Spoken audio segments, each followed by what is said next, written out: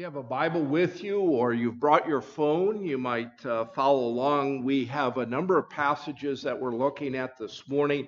This is a little bit of an unusual message because I'm preaching topically, that is, ranging a number of different passages along the way.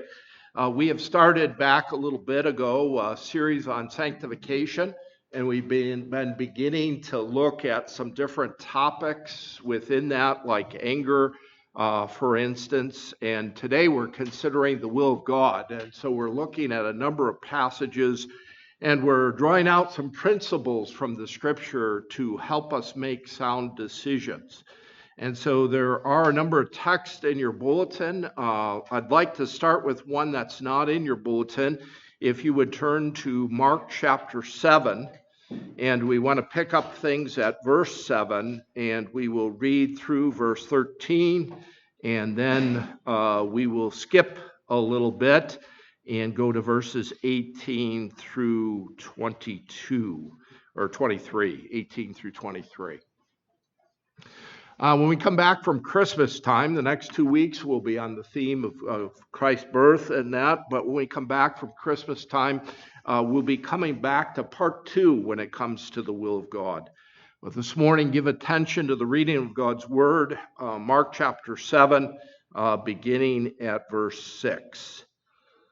And he said to them, "Well did Isaiah prophesy of you, hypocrites, as it is written, 'This people honors me with their lips, but their hearts is far from me. In vain they do worship me, teaching as doctrines the commandments of men.' You leave the commandment of God and hold to the tradition of men." And he said to them, "You have a fine way of rejecting the commandment of God in order to establish your tradition. For Moses said, 'Honor your father and your mother,' and whoever reviles his father or mother must surely die. But you say, if a man tells his father or mother, 'Whatever you would have gained from me is Corban,' that is, given to God, then you no longer permit him to do anything for his father or mother, thus making void the word of God by your tradition that you have handed down, and many such things you do." And then Jesus is talking about ceremonial laws, and they thought it was what comes from the outside that messed somebody up. Pick up verse 18 of Mark 7. "And he said to them, then, 'Are you without understanding? Do you not see that whatever goes into a person from the outside cannot defile him, since it enters not his heart, but his stomach, and is expelled?' Thus he declared all foods clean. And he said, whatever comes out of a person is what defiles him. For from within, out of the heart of man, come evil thoughts, sexual immorality, theft, murder, adultery, coveting, wickedness, deceit, sensuality, envy, slander, pride, foolishness. All these evils come from within, and they defile a person." And then over to a number of texts from the book of 1 Corinthians. 1 Corinthians, starting at chapter 6, first verse 12, and then verses 19 and 20. Hear the Lord's word. Verse 12, "All things are lawful for me, but not all things are helpful. All things are lawful for me, but I will not be enslaved by anything." And then verses 19 and 20, "Or do you not know that your body is the temple of the Holy Spirit within you, whom you have from God? You are not your own. You were bought with a price. So therefore glorify God in your body." And then chapter 7, verse 23 is very similar. We'll skip that one and go to chapter 10, and we'll read a couple of verses from chapter 10. Starting at verse 31 of chapter 10 of 1 Corinthians, "So whether you eat or drink or whatever you do, do all to the glory of God. Give no offense to Jews or Greeks or to the church of God, just as I try to please everyone in everything. I do, not seeking my own advantage, but of the many, that they may be saved. Be imitators of me as I am of Christ." And then over to Romans chapter 14 and 5 verses or so from there. Romans 14, which is on Christian liberty, starting at verse 15 and reading through the 21st verse. says this, "For if your brother is grieved by what you eat, you are no longer walking in love. By what you eat, do not destroy the one for whom Christ died. So do not let what you regard as good be spoken of as evil. For the kingdom of God is not a matter of eating and drinking, but of righteousness and peace and joy in the Holy Spirit. Whoever thus serves Christ is acceptable to God and approved by men. So let us pursue what makes for peace and for mutual upbuilding. Do not, for the sake of food, destroy the work of God. Everything indeed is clean, but it is wrong for anyone to make another stumble by what he eats. It is not good to eat meat or drink wine or do anything that causes your brother to stumble." And then the last New Testament passage is from the book of James, James chapter 1. And we'll have an Old Testament text in just a minute. But James chapter 1, beginning at verse 4 and reading through verse 8. "And let steadfastness have its perfect effect, that you may be perfect and complete, lacking in nothing. If any of you lacks wisdom, let him ask of God, who gives generously to all without reproach, and it will be given to him. But let him ask in faith without doubting, for the one who doubts is like a wave of the sea that is driven and tossed by the wind. For that person must not suppose that he will receive anything from God. He is double-minded, unstable in all his ways." And then finally this morning from the book of Proverbs, quite a familiar passage, Proverbs 3, 5 and 6. Proverbs 3, 5 and 6. Hear the Lord's word. "Trust in the Lord with all your heart and do not lean on your own understanding. In all your ways acknowledge him, and he will make straight your paths." Some of my principles are taken from a little book, an excellent book called On Discovering God's Will by Sinclair Ferguson. Some are new to me. Decision-making seems to be out in our world. The idea that people are responsible seems to not be popular now. There's not much of a view that you are shaped, and much of your destiny is shaped by the decisions that you do or do not make. We are looked at by moderns as mainly victims. It's not what you do, it's what others do to you. And there is a truth to the idea of victims. We are not only sinners, but we are sufferers who suffer because of others' sin as well. But in our society, we want to absolve people of the consequences of the good or bad choices that we have made. And sometimes the government comes as a big catch-all of bad choices. Moderns make a lot of bad choices along the way. Things like whom they will marry. They make bad decisions. How they will spend their money. What are their priorities? And what often happens is they go with the flow in the decision making, rather than thinking it through, stepping back and using wisdom to set good direction with discernment. When I served over 30 years ago with a very seasoned and wise pastor, he said to me that the sign of Christian maturity in young people is the ability to make good decisions. I kind of laughed him off inside a little bit and said, not sure of that. But as I got a little wiser and a little more experienced, I realized he was so wise in what he had to say. And so this morning we want to unfold some guidelines, notice not rules, but guidelines for making good decisions or sound decisions. There's a lot of points there. I'm violating every homiletic course that I ever have. But there's 9 of them this morning, so if you have trouble keeping up, just look at the outline. The first one is, what should we assume when it comes to making sound decisions? And what I'm about to say to you is really counterintuitive, it seems. It seems like it opens up the floodgates in decision making. We're not talking about worship or faith, as the Confession of Faith speak about. Those things we are restricted to only what God's word says. But in all other areas of life, it's strange to hear this, but we are free. when God's word doesn't touch upon it. So many forms of Christianity have the opposite approach to it. You are restricted unless the Bible frees you up. But we find that the Bible does free us up in 1 Corinthians 8 and 10 and Romans 14.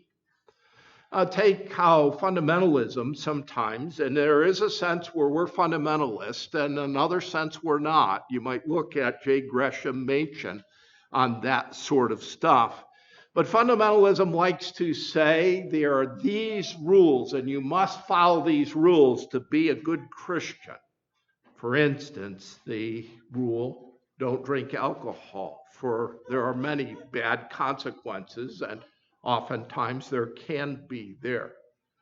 But what happens is a lot of times we relegate sin or problems to the things in themselves, not to the heart of the person.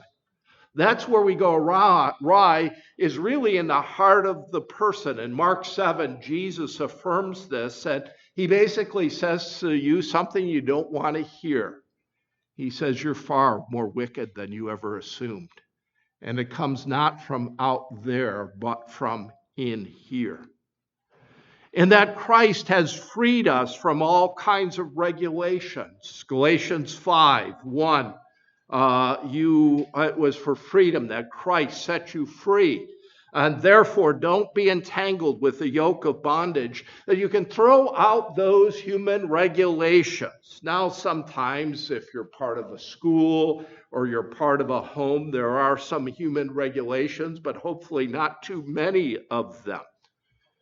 The understanding of our Lord is that rules will not curb the human heart, that just throwing out rules won't do it. Yes, God's rules, God's commands we should be obedient to, but the general tenor of life is one of great freedom in life. Again, I learned as a young minister, there was another minister who was an older man, and he said something to me that stuck with me. He said something that we as OPCers or Orthodox Presbyterian people need to be careful. Sometimes we can try to be more biblical than the Bible. That's a danger there. To be dogmatic about things that the Bible doesn't really touch upon there. That wise and seasoned pastor said to me that sometimes in the Orthodox Presbyterian Church we debate what side of the road is the biblical one to walk down and what side is not. Don't go further than the Bible. The Confession of Faith in that chapter 20, section 2 says, God alone is Lord of the conscience and has freed it from the commandments and doctrines of men. And so other than worship and faith, we are free. Well, the second principle or question to ask, is it consistent with the Bible, what you're considering doing or deciding? Now, that seems to be self-evident as followers of Christ. But if you think about things and decision-making, it assumes something, that you must know the Bible. You cannot have just a very casual relationship with the Bible. You can't follow what you don't know. You have to engross yourself in it and that. But you might be young in the faith and growing. And where do you get there? How do you get there? Sometimes it takes a lot of years. But if you're not sure, what about a search about what the Bible says? For instance, searching the scriptures about who we should marry and what are our priorities in that. And to do so, you have to go to reliable sources, but oftentimes our confessions and catechisms, the Westminster Standards, can be very helpful in that. Other times it can be other trusted Christians who are familiar with the Bible, who love the Lord and are following him, like a Sunday school teacher or a minister of the word there. And you can come to them and ask for their advice and wisdom. There are some statements in the New Testament, probably 8 or 9, that say this is the will of God. Just go to the back of your Bible to that thing called a concordance, look up will, and then look up all the scripture texts. You start with those things that are clearly the will of God. The whole of the scriptures would be to a certain extent, but there's statements like 1 Thessalonians 5 that we read today. Give thanks in all circumstances, for this is the will of God in Christ Jesus. Go over to Romans 12, 1 and 2. Do not be conformed to this world, but be transformed by the renewing of your mind. Basically, so that you might prove out the will of God. So not being conformed to the world and being transformed in mind is the will of God as well. And you can go on with the statements to basically shore yourself up in what is God's will. Well, third this morning, does it lead to bondage? Does it lead to bondage? Freedom is a strange thing. Maybe we're having troubles in our country in this term with freedom. Some want to restrict it. Others want a freedom that is unregulated altogether in every form or fashion. You know, freedom can end up to be a bondage if you're not careful. The Bible frees us up, but our freedom in and of itself must be held loosely enough under the lordship of Christ. Otherwise, we begin to attach ourselves to that freedom or that thing, and we can't live without it. And when someone or something begins prying that freedom from our clutching hands, we fight with like crazy. Paul said in 1 Corinthians 6:12, all things are lawful for me, but not all things are helpful.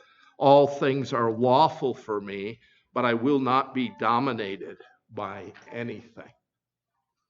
Take, for instance, alcohol. There is some wisdom, especially if you have temptations, to stay away from it.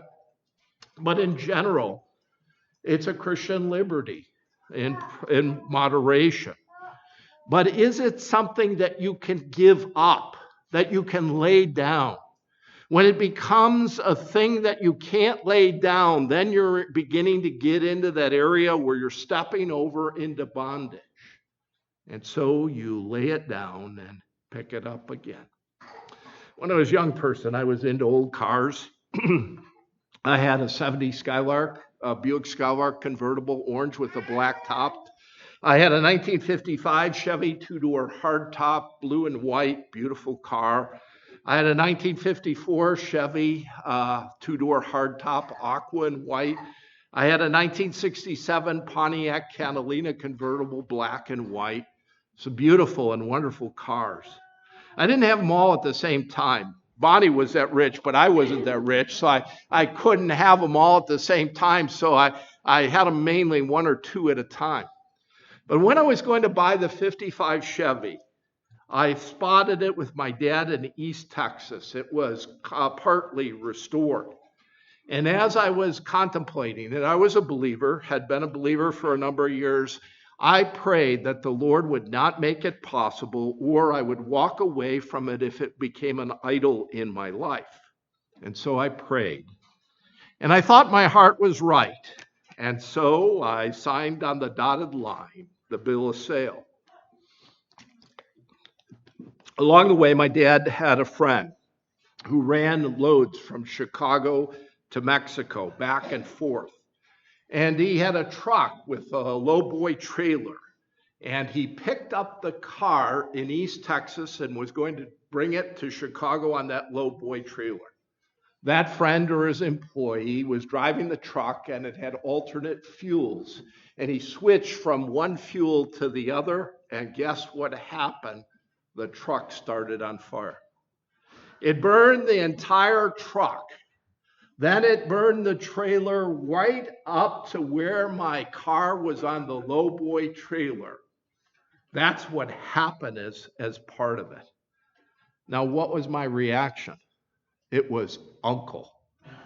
Uncle, Lord, I realize you can take this any point in time, and I better not make sure it becomes an idol at all. But are you enslaved by your idol? It can be a boyfriend or a girlfriend that's just not good for you. They're not walking with the Lord as they should. And you begin to justify your choice in the matter. Well, they love me. I love them. And they'll change. And you do all that. And you can't get on without them. Or it might be a job that you love and you give yourself to. And you find fulfillment in your work. And you just can't let it go to spend the time that you need with your family. Or it can be that you have a gift and a talent and you like the appreciation that others show towards that, and you get hooked on the appreciation there. You live for that audience. You're beginning to become enslaved. And so you have to check yourself continually to see that it doesn't get out of hand. Principle number 4, question number 4, is it helpful? This is where a lot of people get into trouble. 1 Corinthians 6:12, again, all things are lawful for me, but not all things are helpful. Let's say it's your family activities. There you are, you got 3 kids, and you have all sorts of practices and activities, and so you're going 5 or 6 days a week with them. You don't have dinner together. You don't read God's word together. It's not that your teams are wrong. Your activities are wrong, unless you're a Twins fan. They're not wrong. But those things are weakening you in your relationship with your family, in your relationship with Christ. And sometimes those things need to be changed or jettisoned. Or maybe you have a job offer and it's to move to a different locale. And you haven't spent the time to consider whether there are good churches in the area that you could be part of. You need to consider that. And if you can't find a good church, you have to be committed to the reality that you will help plant one. That is a spiritual priority to you. Oh yeah, I forgot to mention number 5. Is it a priority or will it cloud my priorities? That's number 5 there. Have you ever heard the statement, the good is the enemy of the best, or can become the enemy of the best? It's easy if we're not careful, thoughtful, a certain amount reflective, not reflecting on everything all the time, but reflecting on our priorities, that we begin to have things, lesser decisions crowd out our priorities. It's mission drift, or we could call priority drift. It's common. It happens to us. Let's say this. I don't know anybody who's bought a new car recently, so I'm not gearing for anybody. It's been a while since somebody has. Nothing wrong with a new car, especially if you buy another one for your pastor. Then it's fine. But you buy that new car and things are rather tight on your finances. And then you begin to say, I can't give to the Lord because I got to make those car payments there. Do you see the confused priorities? Do you see where Matthew 6:33 has not come into play? Seek first the kingdom of God and his righteousness, and all these things will be added unto you. That's what we're locked on, the kingdom of God and his righteousness. The other stuff is icing on the cake there. You've heard me say before that when our kids were teenagers, we had a curfew. It was more lenient on Friday nights, but Saturday nights, Dad was nasty. It was 10:30 or 11. It was because I was a mean dad. But I had a reason for my meanness. I didn't want my kids to be sleepy in church, not get up for church, not have their best attention for church. And I used to give them a line, and you've heard it before, that we rearrange our schedule for God, not God for our schedule. And you get into big trouble all over the Christian life when you make God a God of convenience rather than central there. And you have to recognize the easy drift in priorities. There is hell out on a lake during the summer in Minnesota. There's some breeze up. He forgot the anchor in the boat, and there he's by the shoreline, trying to catch fish, but more drowning worms there. But as time goes on, the wind begins to blow Hal out towards the middle of the lake. And all of a sudden he realizes, oh, I'm not near the shore anymore. It's the same with our priorities. We begin to wander and we don't realize how much we have wandered from what is central, and we find ourselves in the middle of the lake. And so be careful of that as well. Number 6, does it honor the Lord? In the context of Christian liberty, 1 Corinthians 10:31, whether you eat or drink, do all to the glory of God. Do you realize, as a believer, you are no longer an independent contractor. You're no longer a sole proprietor. You have your work dictated by the one who is your boss, in a sense. We used to think that now that we are Christians, we are free to do whatever, no longer in slavery, but you've forgotten to read the fine print in the contract, 1 Corinthians 6:19 and 20. Or do you not know that your body is a temple of the Holy Spirit within you, whom you have from God? You are not your own, for you were bought with a price, so glorify God in your body. In other words, you yourself and your service belong to the Lord. Let's say you're at work, and there's certain freedom at work, but you're known at work as a guy or gal who wastes the most time by talking to other employees. There you are, chit-chat, there you go, all the time. Now, that doesn't mean be unfriendly or anything like that, but you're getting paid by the hour. And Colossians would tell you, when you work not for man, but ultimately for God.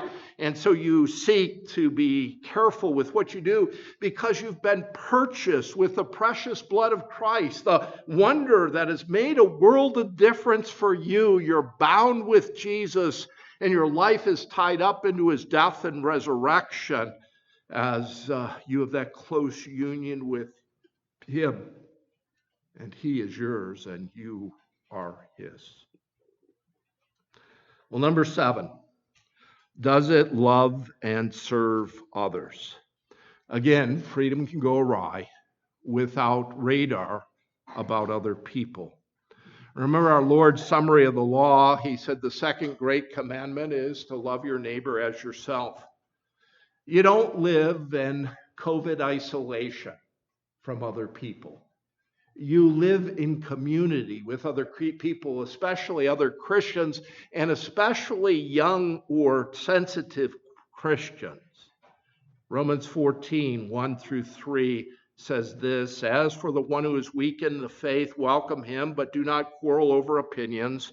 One person believes he may eat anything, while the weak person eats only vegetables. Let not the one who eats despise the one who abstains, and let not the one who abstains pass judgment on the one who eats, for God has welcomed them. In other words, there are some brothers or sisters that think particular activities are wrong. They might be wrong about what they think is wrong, but they think it is wrong. And they respect you so much as a Christian, and they see you doing it. And what they do is, because of their respect for you, they begin violating what they think is wrong. That's when it's a problem. This is different than the person who is like the Pharisees, who says, over my dead body, you'll never get me to a movie. You will never get me there.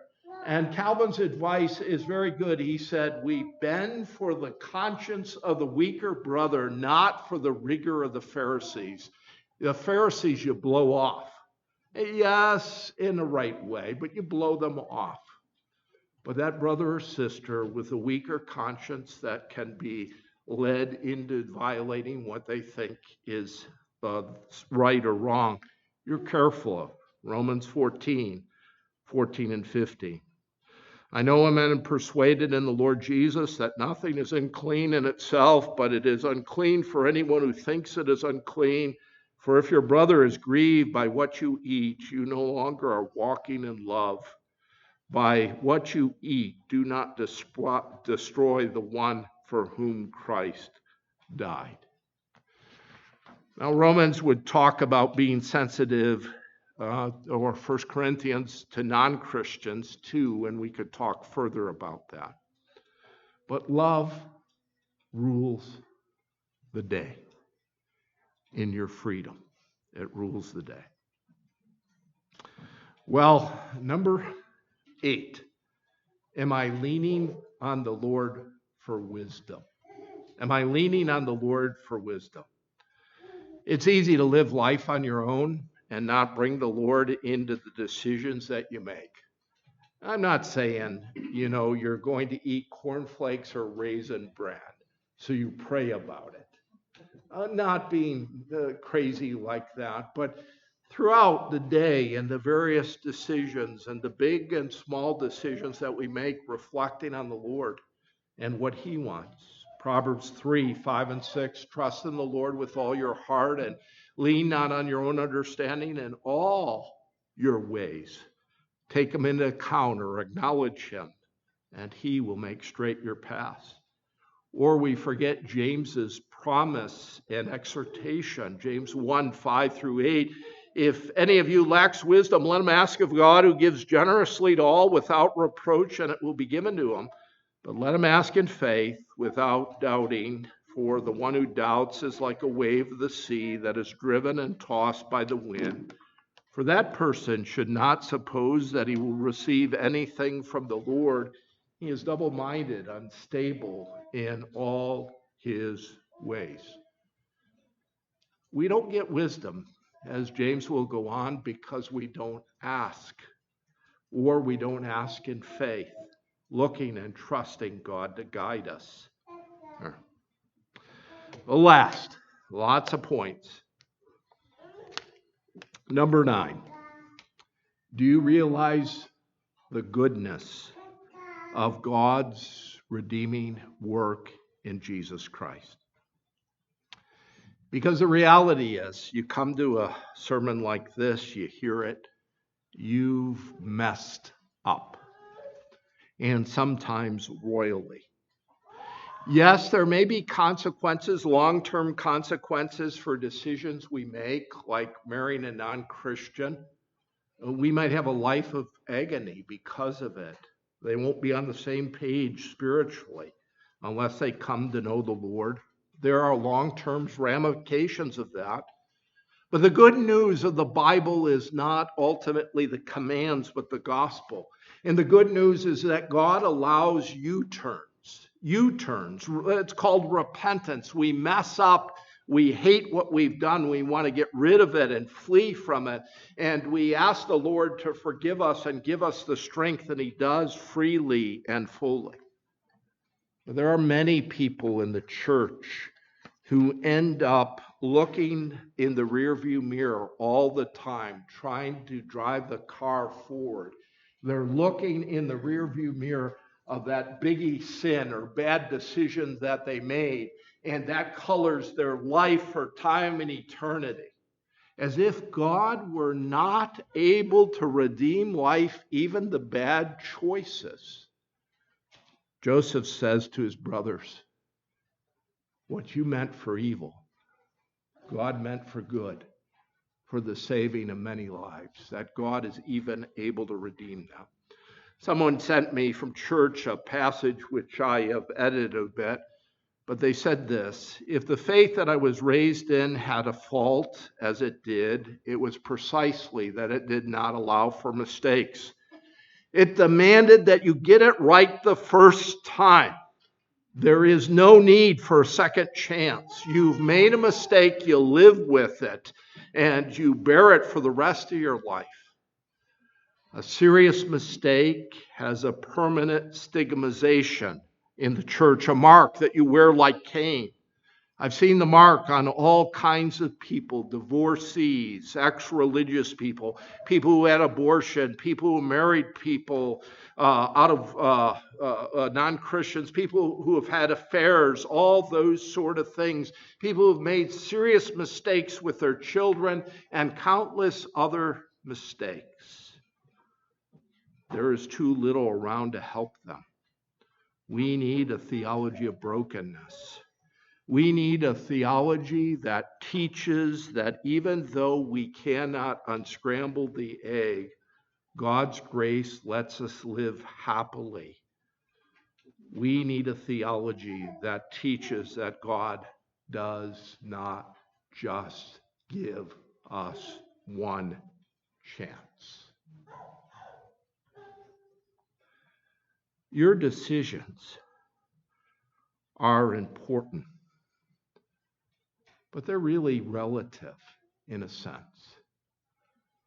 The most important decision, believer, is that God made the decision. He chose you. He desired in his mercy and love to set his love especially on you. And God never waffles on his decisions. He keeps them and fulfills them to a T. In fact, the Bible proclaims in Romans 8:28, he works all things for your ultimate good, for his glory and your salvation. The good news of this morning is that there was one who made perfect decisions. His very meat or food was to do the will of the Father who sent him. He did it to a T. He did everything that we needed in relationship to God. His name was Jesus. Hebrews 7:22 through 26 says this. This makes Jesus the guarantor of a better covenant. The former priests were many in number because they were prevented by death from continuing in office. But he holds his priesthood permanently because he continues forever. Consequently, he is able to save to the uttermost those who draw near to God through him because he always lives to make intercession for them. Hear the triumph, for it was indeed fitting that we should have such a high priest, holy, innocent, unstained, separated from sinners, and exalted above the heavens. Praise God that the Savior has done what we failed to do, and that he always lives to make intercession for his children. In one sense, because of that, not to excuse wrong or sinful decisions.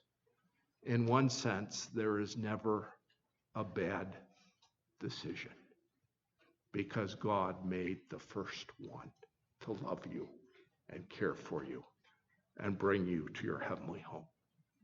Let's bow together in prayer. Father, as we look back, there are often a lot of regrets that we have. We pray for all of us that we would grow in the school of Christ and that we would make wise and good decisions, Father. But we'd also go with confidence that, Lord, you are a powerful God to save and work and redeem. We look at the story of the Bible. There are a bunch of mess-ups, Father. And there was one who cleaned up their messes. And we thank you that that's you. Oh, Father, forgive us for the wrong, the sinful, the rebellious decisions that we make. Keep us from them, O Lord. But help us to realize the great redeeming work of Jesus Christ. Father, grant us your Holy Spirit to make those wise decisions and empower us by him to live out your will, not being conformed to the world. In the name of Jesus, we pray. Amen.